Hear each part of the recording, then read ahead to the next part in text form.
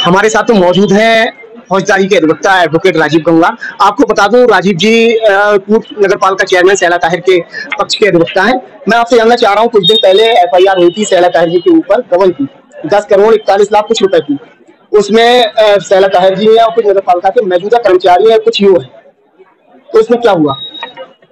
FIR जो दर्ज हुई है वो ईओडब्ल्यू की तरफ से लखनऊ में दर्ज हुई है थाने पे, और उसका क्राइम नंबर 2/24 है, धारा 409। अब सूचना ये आ रही है ना ईडी के पास में पहुंच गया ये मामला, अब वो जांच करेंगे ईडी वाले। हाँ। तो क्या संभावना लग रही है? देखिए ईडी के पास जो है मामले, अगर कहीं पे किसी थाने पर 1 करोड़ से ऊपर संपत्ति का कोई मामला दर्ज होता है तो उसमें प्रावधान है कि वो थाने वाले ईडी को सूचना देते हैं। अगर 1 करोड़ से ऊपर की संपत्ति का कोई मामला दर्ज है तो उसके आधार पर फिर जो है अगली कार्रवाई ईडी करती है, थाने वाले रिकॉर्ड लेके अगली कार्रवाई जो है जांच पड़ताल ईडी करती है। इसमें जो धाराएं लगी हैं, जो एफआईआर हुई है ईओडब्ल्यू कार्यालय में, तो वो धाराएं क्या बोलती हैं, किस तरीके की धाराएं? इसमें 409 की धारा लगी, वो गबन की धारा है, जो कि आजमानती धारा है, उसमें 10 साल तक की सजा का प्रावधान है। 420 है वो तो 7 साल तक की है, इसलिए उसमें गिरफ्तारी, लेकिन 409 धारा जो गबन की है और गैर जमानती 10 साल तक की सजा का प्रावधान है। लेकिन जेल तो कोई नहीं गया है अभी तक, नगर पालिका के मौजूदा कर्मचारी ना वो गए हैं, ना और चेयरमैन, ना यो पहले की, अभी तक किसी को कोई कार्रवाई नहीं दिख रही है होती हुई।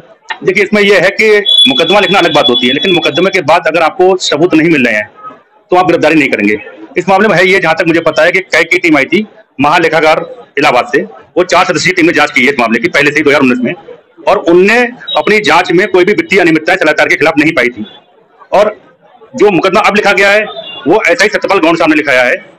तो एक 4 सदस्यीय टीम कैग की टीम है, बड़ी टीम है, बड़ी बड़ी जांचें करती है, उनकी जांच में कोई अनियमितता नहीं पाई गई है, एक ऐसा ही सामने मुकदमा लिखा दिया है, इसलिए जहां तक मुझे लगता है कि गिरफ्तारी नहीं की जा रही है, क्योंकि कोई ऐसे आरोप या कोई ऐसे साक्ष्य नहीं मिले हैं पुलिस को उन्हें गिरफ्तार करें। मैं ये जानना चाह रहा हूँ जो आप बता रहे हैं कि जांच करिए, वो इसी मामले में करिए 10 करोड़ 41 लाख के जो मामले में जो एफआईआर हुई है, या मामला वो पहले का अलग था, ये अलग है?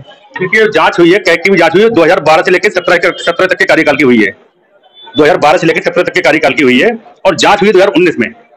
तो और ये रिपोर्ट भी लिखी गई 2012 से लेकर 17 तक के कार्यकाल की रिपोर्ट लिखी गई है। तो एक एक घटना की 2-2 बार जांचें हो रही हैं, 2-2 बार रिपोर्टें लिखी जा रही हैं, तो इसलिए जो है कोई तथ्य उसमें जो नहीं मिले, इसलिए आतंकी किसी गिरफ्तारी नहीं हुई है। जब तक पुख्ता सबूत ना हो, कोर्ट ये देखती है, कई बार कोर्ट रिमांड रिफ्यूज कर देती है, मैंने देखा है कोर्टें रिमांड रिफ्यूज कर रही है, कोर्टें बहुत सख्त हो गई है कि आप किसी गिरफ्तारी करके लाएंगे।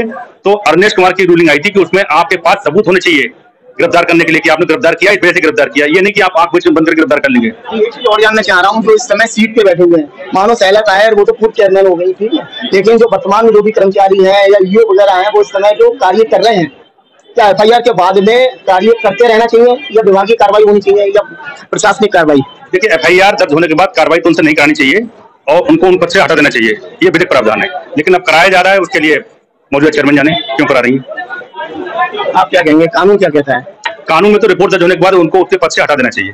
आपने देखा होगा बहुत सारे पुलिस वालों रिपोर्ट दर्ज होती है, एसएसपी मोरे तत्काल से उन्हें जो है प्रभाव से निलंबित कर देते हैं, बाकी बात बाद में रहती है, जांच होती है, क्या होता है, लेकिन हटा दिया जाता है उनको। ईडी से कैसे मुक्ति मिलेगी आपको, क्योंकि ईडी की जांच बैठ गई है, इससे कैसे बचाव करेंगे? बचाव के लिए न्यायालय खुले हुए हैं, माननीय उच्च न्यायालय है, माननीय सर्वोच्च न्यायालय है। जब आदमी कहीं से कहीं रिलीफ नहीं मिलता है तो न्यायालय जाता है और न्यायालय में कहीं ना कहीं रिलीफ इन्हें जो है मिलेगा। क्या आधार है आपके पास में, कैसे रिलीफ मिलेगा, कैसे आपको सहयोग मिलेगा? देखिए 2 तरीके के हैं, एक जांच कह रही है 4 सदस्यीय जांच की साहब ऐसा नहीं पाया गया, विवेचक महोदय ऐसा ही रैंक है, वो कह रहे साहब ऐसा हुआ, तो कहीं ना कहीं कंट्रडिक्शन है, उन्हीं पर फायदा मिलेगा।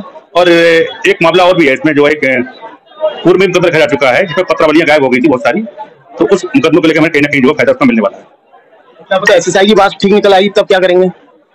अगर एसएसआई की बात ठीक निकलती है तो फिर जहां तक परिस्थितियां थोड़ी अनुकूल नहीं रहेंगी उनकी, लेकिन फिलहाल मुझे अंदेशा है कि हम जीतेंगे